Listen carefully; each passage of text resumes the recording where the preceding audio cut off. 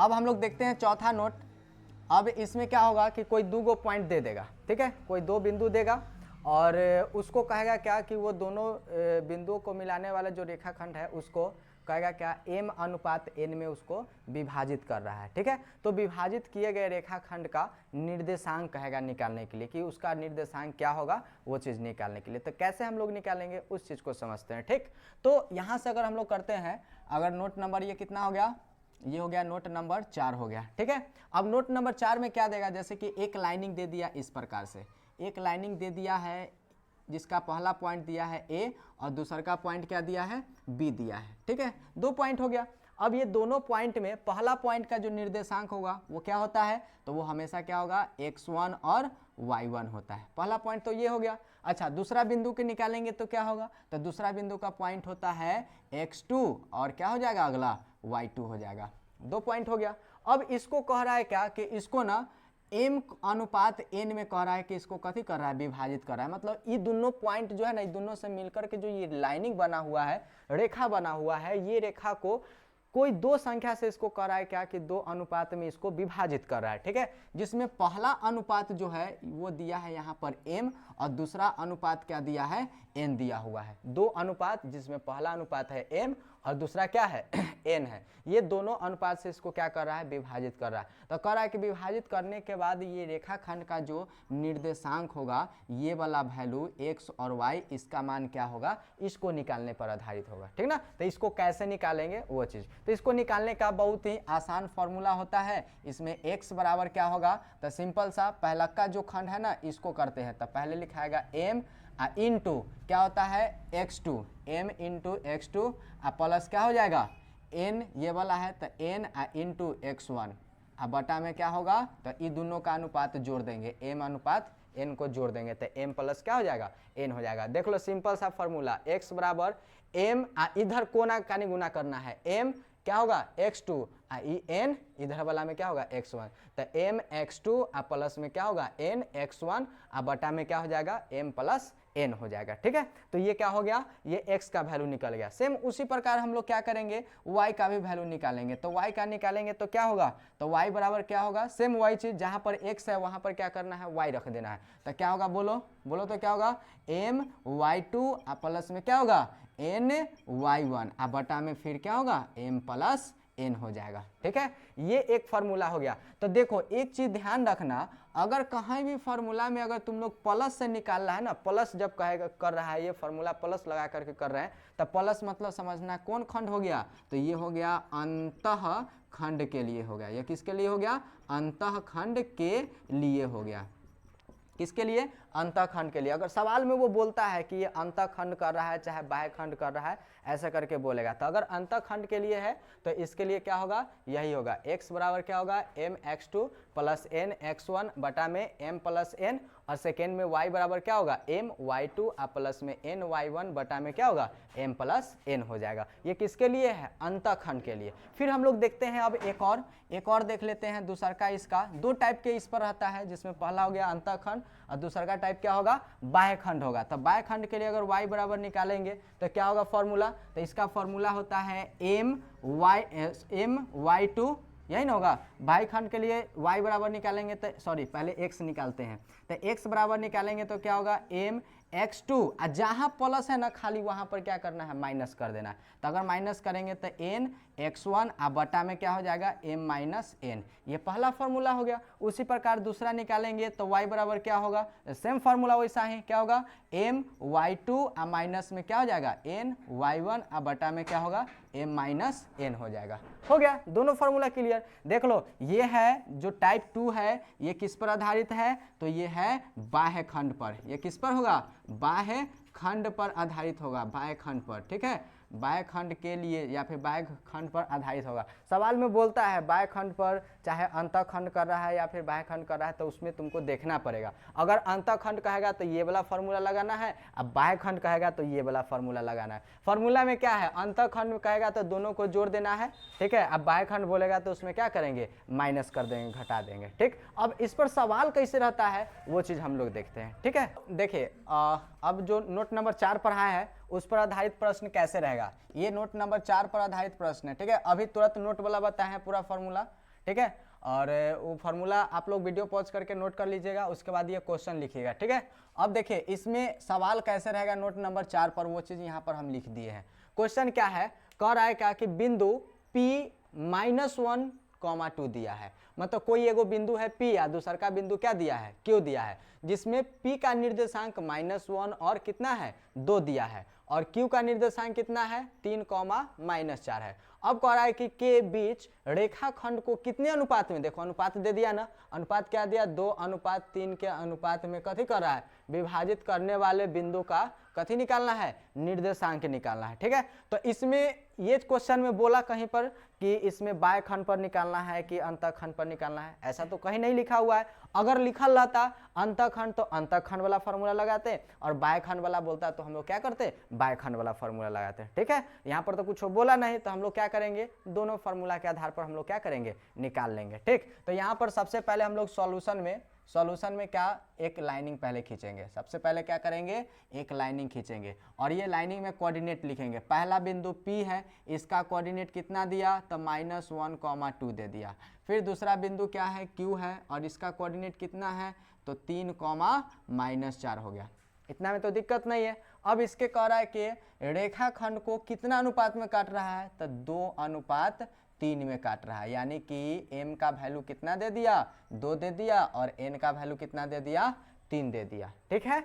अब इसमें हमको कथी पूछ रहा है कि विभाजित करने वाले बिंदु का कथी निर्देशांक ज्ञात करना है, यानी कि यहाँ वाला जो है ना, इसका x और y, इसका वैल्यू निकालना है कि क्या होगा इसका मान, ठीक है। तो कैसे निकालेंगे, तो हम लोग ना दोनों फार्मूला पर चलेंगे। पहले हम लोग निकालते हैं कथी, पहले निकालते हैं केस फर्स्ट में निकाल देते हैं, केस फर्स्ट लिखते हैं, और इसमें लिखते हैं कथी के लिए, अंतःखंड के लिए। क्या लिखेंगे, अंतःखंड के लिए। तो अंतःखंड के लिए जब बोलता है तो उसमें x का मान क्या होता है, बताओ क्या होगा, तो x बराबर होता है mx2 प्लस में nx1, बटा में क्या होता है, m प्लस n होता है, यही ना होता है, बटा में क्या होगा, m plus n। n formula भी तो जस्ट बताए, क्या बताए हैं, x बराबर mx2 प्लस में nx1, बटा में क्या होगा, m प्लस n, ठीक है। ये प्लस है, ये क्या है, प्लस है, ठीक। अब इसमें सबका वैल्यू रखते हैं हम लोग, तो m का मान बताओ कितना है, m का मान 2 दिया है। पहला अनुपात जो होता है ना, वो m का वैल्यू, और ये होगा, ये किसका होगा, n का वैल्यू। अच्छा ये क्या होगा, x1, ये होगा y1, ये होगा x2, और ये y2, ये क्या होगा, x1, ये y1, ये x2, और ये y2 लिख देते हैं। चलो x2, और ये क्या हो जाएगा, y2, ये क्या होगा, ये हो जाएगा x1, और ये क्या होगा, y1 हो जाएगा, ठीक है। और x y तो निकालना ही है, यहाँ पर m का भी दे दिया है और n का भी मान दे दिया, सिंपल सा। अब जहाँ जहाँ दिया है जो मान वहाँ पर उठा कर रखते हैं। m का वैल्यू 2 है तो 2 गुने x2 का वैल्यू कितना है 3, तो 2 गुने 3 प्लस n का वैल्यू 3 गुने x1 का वैल्यू कितना है -1, अब बटा में m प्लस है ना, तो m प्लस n करेंगे तो 2 प्लस कितना, 2 प्लस 3 हो गया। अब इसको सोल्व करेंगे, तो 3 दूनी 6, प्लस माइनस 3 एकम 3, अब बटा में 3 आ 2 कितना होगा 5। अब इसको सोल्व करेंगे, तो 6 में से 3 गया तो 3, अब बटा में कितना 5, ये हो गया x का वैल्यू, पहला आंसर। उसके बाद अंतःखंड के लिए है, अब हम लोग निकालते हैं अंतःखंड के लिए ही कथी का मान, y का मान। तो क्या होगा बताओ, तो y बराबर होता है m y2 प्लस में n y1, बटा में क्या होता है m प्लस n होता है। तो m का वैल्यू सेम y वाला रखेंगे, तो 2 गुने y2 कितना -4, प्लस में n, तो n का मान 3 गुने y1 का वैल्यू 2 हो गया, बटा में m प्लस n यानी कि 2 प्लस 3 हो जाएगा। अब इसको करेंगे तब प्लस माइनस यानी कि 2 चौके माइनस में 8, प्लस 3 दूनी 6, बटा में 3 आ 2 5। अब इसको सोल्व करेंगे तो 8 में से 6 जाएगा तो कितना -2, बटा में कितना 5। ये हो गया अंतःखंड के लिए। अंतःखंड के लिए x का वैल्यू क्या निकला, x का वैल्यू निकला है 3/5 और y का वैल्यू क्या निकला 2/5। तो यहाँ पर हम लोग लिख देंगे, कथी लिखेंगे कि अंतःखंड के लिए क्या हो जाएगा, उसका बिंदु का निर्देशांक बोलना है ना, तो अंतःखंड के लिए क्या होगा, तो पहला का है 3/5 और दूसरा का क्या है -2/5। तो ये किसके लिए हो गया, अंतःखंड के लिए हो गया, ठीक है, किसके लिए, अंतःखंड के लिए हो गया ना। अब यहाँ से वीडियो पॉज करके इसको जल्दी से नोट कर लो फास्ट से, ठीक है। तब हम लोग क्या करते हैं, इसको माइनस वाला करते हैं, ठीक। तो करके अपना कर लो नोट। हम अब करते हैं माइनस वाला। देखो अब हमको कथी निकालना है, ये तो अंतःखंड के लिए हो गया ना। अब हम लोग निकालते हैं किसके लिए, तो अब निकालेंगे बाह्य खंड के लिए। क्या निकालेंगे, बाह्य खंड के लिए निकालेंगे, ठीक है। तो देखो बाह्य खंड के लिए निकालेंगे तो क्या होगा, तो केस सेकेंड में क्या करेंगे, अब लिखेंगे यहाँ पर बाह्य खंड के लिए। किसके लिए, बाह्य खंड के लिए निकालते हैं। तो बाह्य खंड के लिए निकालेंगे तो क्या होगा, x बराबर क्या होता है फॉर्मूला, तो mx2 अब माइनस हो जाएगा ना, बाह्य बोलेगा तो क्या होगा माइनस, तो mx2 माइनस में क्या होता है nx1 अब बटा में क्या हो जाएगा m माइनस n, यही होता है ना। चलो अब आगे इसको सोल्व करेंगे तो क्या होगा, m का वैल्यू कितना, तो 2 गुने x2 का वैल्यू 3, माइनस में n का वैल्यू 3 गुने x1 का वैल्यू -1, अब बटा में क्या हो जाएगा, तो 2 माइनस 3 हो जाएगा, ठीक है। अब इसको आगे सॉल्व करेंगे तो 2 तिहाई कितना होगा, 2 तिहाई 6, अब बटा में इसको आगे यहाँ पर लिखते हैं, यहाँ पर लिखेंगे, ठीक है, ताकि आसानी, जगह कम है तो सॉल्व हो जाएगा।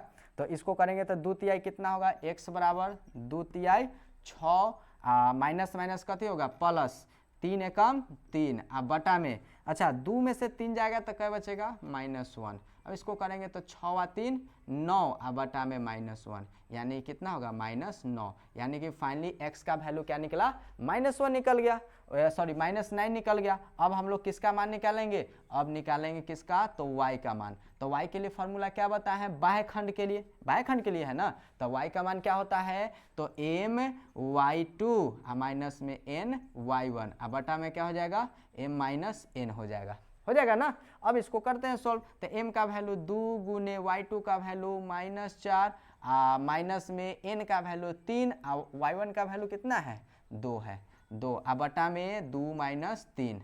अच्छा इसको करेंगे तो माइनस कितना होगा 8, इसको करेंगे तो -6 कितना, अब इसमें घटाएंगे तो -1, करेंगे सॉल्व तो 8 और 6 कितना होगा, माइनस में 14, माइनस माइनस क्या होता है प्लस, ये सब चीज़ ध्यान में रखना, माइनस माइनस कथी प्लस, लेकिन चिन्ह कथी के माइनस के, तो 8 और 6 कितना 14, आ चिन्ह कथी के माइनस के, अब बटा में क्या दिया है -1, इससे ये कट जाएगा, तो यानी कि फाइनल y बराबर क्या आ गया, y बराबर आ गया 14। यानी कि अगर हम लोग बाह्य खंड के लिए निकालेंगे तो उसमें बाह्य खंड के लिए उसका निर्देशांक क्या हो जाएगा, निर्देशांक बराबर क्या हो जाएगा, तो निर्देशांक क्या होगा, x का वैल्यू कितना -9 और y का वैल्यू कितना 14, यही इसका क्या हो जाएगा आंसर हो जाएगा। ठीक समझ में आया ना। अब ऐसा ही करके क्या करना है, बना लेना है और भी क्वेश्चन, बहुत सारा क्वेश्चन बैंक में तो भरा हुआ है, बहुत सारा क्वेश्चन है। और उसके साथ साथ क्या है, गाइड में भी एमवीडी के गाइड है, क्या क्या हमारे बहुत सारा गाइड है, नहीं तो केसी सिन्हा में तो ऐसा बहुत भरल है, ये है